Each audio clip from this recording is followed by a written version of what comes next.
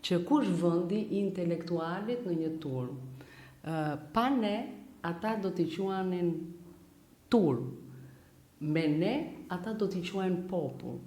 Pra, në qoftë se një turm brenda vetes vet ka një qëllim, e njëjta turm kthehet në popull, se ne ndonjëherë kemi një mendim shumë të gabuar. Ne themi kjo është turm dhe duam t'i shajmë. Kur themi turm, politikanët duan shajmë një protestë, i thon turm.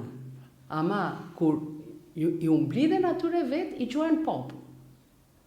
Sepse po ne harrojmë që të njëjtët që janë popull mund të zhdrohen në turm dhe e njëjta turm mund të zhdrohet në popull. Dhe kjo ka lidhje shumë me atë liderin, ka lidhje me qëllimin.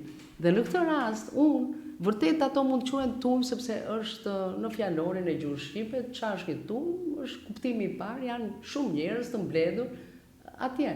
Po ama po të mendojmë që kjo turm është popull, që ka një vetë dërgjegjësim, që ka inatet e veta, ka kundërshtimet e veta.